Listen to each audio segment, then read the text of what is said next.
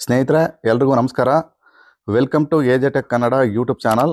ಸ್ನೇಹಿತರೆ, ಇವತ್ತಿನ ಈ ಒಂದು ವಿಡಿಯೋದಲ್ಲಿ ಸುಜ್ಞಾನ ನಿಧಿ ಸ್ಕಾಲರ್ಶಿಪ್ಗೆ ಅಂದರೆ ಧರ್ಮಸ್ಥಳ ಕ್ಷೇತ್ರದಿಂದ ವಿದ್ಯಾರ್ಥಿಗಳಿಗೆ ಅಂದರೆ ಪೋಷಕರು ಧರ್ಮಸ್ಥಳದ ಸಂಘಗಳಲ್ಲಿ ಸೇರ್ಪಡೆಯಾಗಿ ಸಾಲ ಸೌಲಭ್ಯನ ಪಡೆದಿದ್ದರೆ ಅಂಥವರ ಮಕ್ಕಳಿಗಾಗಿ ಈ ಸ್ಕಾಲರ್ಶಿಪ್ನ ಓಪನ್ ಮಾಡಿದ್ದಾರೆ.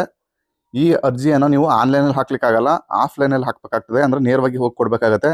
ಆ ಅರ್ಜಿ ಫಾರಮ್ ಎಲ್ಲಿ ಸಿಗುತ್ತೆ, ಹಾಗೆಯೇ ಯಾವ್ಯಾವೆಲ್ಲ ಡಾಕ್ಯುಮೆಂಟ್ಸ್ ಬೇಕು ಅನ್ನೋದ್ರ ಬಗ್ಗೆ ಸಂಪೂರ್ಣವಾಗಿ ಈ ವಿಡಿಯೋದಲ್ಲಿ ತಿಳಿಸ್ಕೊಡ್ತಾ ಇದ್ದೀನಿ.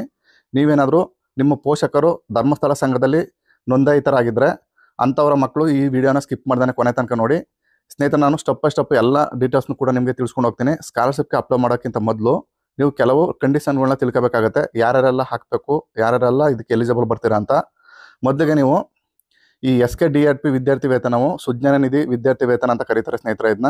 ಇದು ಮಾಸಿಕವಾಗಿ 400 ರೂಪಾಯಿಂದ 1000 ರೂಪಾಯಿವರೆಗೂ ಇದು ನಿಮಗೆ ಅಮೌಂಟ್ ಬರುತ್ತೆ. ನೀವು ಓದ್ತಿರೋ ಕೋರ್ಸ್ ಮೇಲೆ ಡಿಪೆಂಡ್ ಆಗಿರುತ್ತೆ. ಕಳೆದ ವರ್ಷ 97,000ಕ್ಕೂ ಹೆಚ್ಚು ವಿದ್ಯಾರ್ಥಿಗಳಿಗೆ ಈ ವೇತನ ಪ್ರಯೋಜನ ಪಡೆದಿದ್ದಾರೆ. ಹಾಗೆಯೇ ಇದು 114.5 ಕೋಟಿಯನ್ನು ಆಲ್ರೆಡಿ ಕಳೆದ ವರ್ಷನೇ ಕೂಡ ಸ್ಕಾಲರ್ಶಿಪ್ನ ಕೊಟ್ಟಿದ್ದಾರೆ. ಇದರಿಂದ ಇದು ಟ್ರಸ್ಟೆಡ್, ಅಂದರೆ ಹಾಕ್ತವ್ರಿಗೆ ಎಲ್ಲರಿಗೂ ಬಂದೇ ಬರುತ್ತೆ.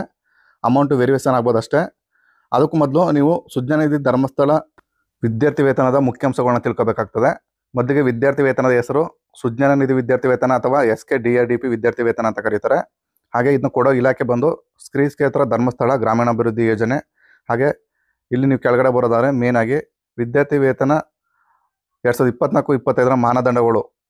ನೀವು ವಿದ್ಯಾರ್ಥಿಯ ಪೋಷಕರು ಶ್ರೀ ಕ್ಷೇತ್ರ ಧರ್ಮಸ್ಥಳ ಗ್ರಾಮೀಣಾಭಿವೃದ್ಧಿ ಯೋಜನೆಯಲ್ಲಿ ಪ್ರಗತಿ ಬಂಧು ಗುಂಪು ಸದಸ್ಯರಾಗಿರಬೇಕು. ಹಾಗೆ ವಿದ್ಯಾರ್ಥಿಯು 10 ಮತ್ತು 12ನೇ ತರಗತಿಯಲ್ಲಿ ಉತ್ತಮ ಶೈಕ್ಷಣಿಕ ಅಂಕವೇ ಪಾಸಾಗಿರ್ಬೇಕು, ಅಂದರೆ ನೀವು ಫಸ್ಟ್ ಕ್ಲಾಸಲ್ಲಿ ಪಾಸಾಗಿರ್ಬೇಕಾಗ್ತದೆ.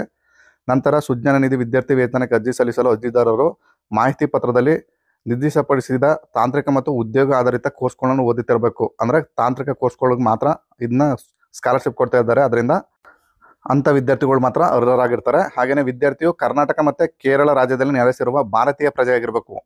ಹಾಗೆಯೇ ಸುಜ್ಞಾನ ನಿಧಿ ಧರ್ಮಸ್ಥಳ ವಿದ್ಯಾರ್ಥಿ ವೇತನದ 2024-25ರ ಪ್ರಮುಖ ಸೂಚನೆಗಳು ನೋಡೋದಾದರೆ, ಇಲ್ಲಿ ವಿದ್ಯಾರ್ಥಿಯ ಪೋಷಕರು 30/6/2023ರ ಮೊದಲು ಪ್ರಾರಂಭಿಸಲಾದ ಕ್ರಿಯಾಶೀಲ ಸಂಘದಲ್ಲಿದ್ದು ಸಂಘದಲ್ಲಿ A ಮತ್ತು A+, A, B ಶ್ರೇಣಿಯಲ್ಲಿರಬೇಕು. ಅಂದರೆ ನೀವು ಸಂಘಕ್ಕೆ ಸಾಲನ ಕರೆಕ್ಟಾಗಿ ಕಟ್ಟಿದರೆ ಅವ್ರಿಗೆ ಶ್ರೇಣಿನ ಕೊಟ್ಟಿರ್ತಾರೆ. ಆ ಶ್ರೇಣಿಯಲ್ಲಿದ್ದರೆ ಮಾತ್ರ ಅಂಥವ್ರ ಮಕ್ಕಳು ಹಾಕ್ಬೋದು.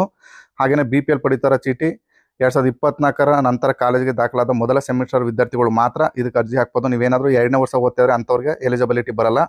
ಹಾಗೆ ವಿದ್ಯಾರ್ಥಿಯ ಬ್ಯಾಂಕ್ ಪಾಸ್ಬುಕ್ಕು ಮತ್ತು FSC ಕೋಡು ಸ್ಪಷ್ಟವಾಗಿ ಕಾಣಿಸುವಂತೆ ನೀವು ಜೆರಾಕ್ಸ್ ಮಾಡ್ಕೊಳ್ಳಿ. ಅದೇ ರೀತಿ 2ನೇ ವರ್ಷಕ್ಕೆ ನೇರವಾಗಿ ಅರ್ಜಿನ ಸುಜ್ಞಾನ ನಿಧಿ ಧರ್ಮಸ್ಥಳ ವಿದ್ಯಾರ್ಥಿ ವೇತನಕ್ಕೆ ಅನುಮತಿಸಲಾಗುವುದಿಲ್ಲ, ಅಲ್ಲಿ ಕೊಟ್ಟಿದ್ದಾರೆ ನೋಡ್ಬೋದು.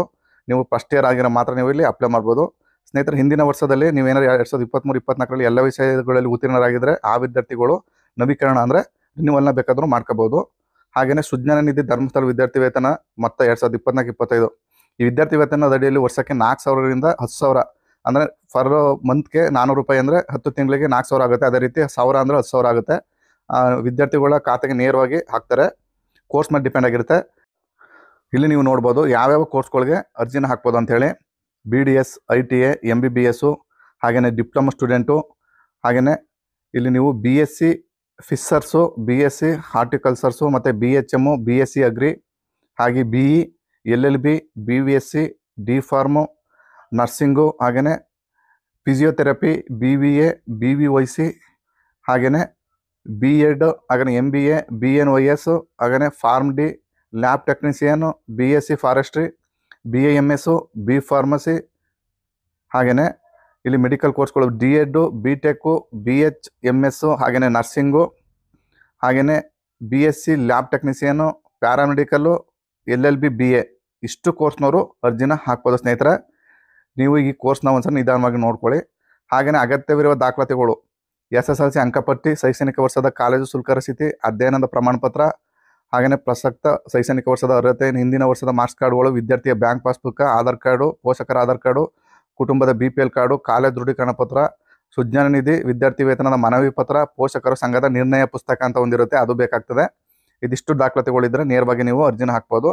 ಸುಜ್ಞಾನ ನಿಧಿ ಧರ್ಮಸ್ಥಳದ ವಿದ್ಯಾರ್ಥಿ ವೇತನವು 2024-25ಕ್ಕೆ ಅರ್ಜಿ ಸಲ್ಲಿಸುವುದು ಹೇಗೆ? ನೀವು ಅರ್ಜಿ ಸಲ್ಲಿಸಲು ಆನ್ಲೈನಲ್ಲಿ ನೀವೇ ಅರ್ಜಿ ಸಲ್ಲಲು ಯಾವುದೇ ಅವಕಾಶವಿಲ್ಲ. ಇಲ್ಲಿ ನೋಡಿ ಕೊಟ್ಟಿದ್ದಾರೆ, ಆನ್ಲೈನಲ್ಲಿ ಅರ್ಜಿ ಹಾಕ್ಲಿಕ್ಕಾಗಲ್ಲ. ಇದು ಆಫ್ಲೈನ್, ಅಂದರೆ ನೇರವಾಗಿ ನೀವು ಸಂಘದ ಕಚೇರಿಗೆ ತೊಗೊಂಡೋಗಿ ಕೊಡಬೇಕಾಗ್ತದೆ. ನಿಮಗೆ 31 ಮಾರ್ಚ್ 2025 ಗಂಟಲು ಟೈಮ್ ಇದೆ. ಇಲ್ಲಿ ನೀವು ಕೆಲವು ಮನವಿ ಪತ್ರಗಳನ್ನ ಡೌನ್ಲೋಡ್ ಮಾಡ್ಕೊಳ್ಳೋಕೆ ಇಲ್ಲಿ ಮಾಡ್ಕೋಬೋದು.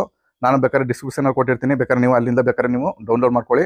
ಇಲ್ಲಿ 2 ಮನವಿ ಪತ್ರಗಳು ಬರುತ್ತೆ. ಒಂದು ಸೆಲ್ಫ್ ದೃಢೀಕರಣ ಅಂದರೆ ನೀವು ಸ್ವತಃ ಫಿಲಪ್ ಮಾಡಬೇಕಾಗ್ತದೆ. ಇನ್ನೊಂದು ಕಾಲೇಜ್ ದೃಢೀಕರಣ ಪತ್ರ. ಇದನ್ನು ನಿಮ್ಮ ಕಾಲೇಜಿಂದ ನಿಮ್ಮ ಶುಲ್ಕ ರಸೀದಿ, ನಿಮ್ಮ ಕೋರ್ಸ್ ಡೀಟೇಲ್ಸ್ನ ಅವರೇ ಕೂಡ ಸೀಲು ಸಿಗ್ನೇಚರ್ ಹಾಕಿ ನಿಮಗೆ ಫಿಲಪ್ ಮಾಡಿ ಕೊಡ್ತಾರೆ.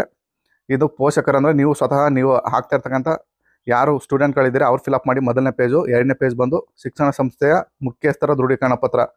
ಇಷ್ಟನ್ನು ಮಾಡಿಸ್ಕೊಂಡು ನೀವು ನಿಮ್ಮ ಹತ್ತಿರದ ಶ್ರೀಕ್ಷೇತ್ರ ಧರ್ಮಸ್ಥಳ ಸಂಘಕ್ಕೆ ಎಲ್ಲ ದಾಖಲಾತಿಗಳು ಬಂದು ಕೊಟ್ಟರೆ ನಿಮಗೆ ನೀವು ಅರ್ಜಿನ ಅವ್ರ ಲಾಗಿನಲ್ಲಿ ಅದನ್ನು ಪ್ರೊಸೀಡ್ ಮಾಡ್ತಾರೆ. ನಿಮಗೆ 100% ಸ್ಕಾಲರ್ಶಿಪ್ ಬಂದೇ ಬರುತ್ತೆ ಸ್ನೇಹಿತರೆ. ಯಾಕಂದರೆ ನೀವು ಆಫ್ಲೈನಲ್ಲಿ ಕೊಡ್ತಿರೋದ್ರಿಂದ ಅವರು ಎಲಿಜಿಬಲ್ ಇದ್ದರೆ ಮಾತ್ರ ಅವರು ಅಕ್ಸೆಪ್ಟ್ ಮಾಡ್ಕೋತಾರೆ.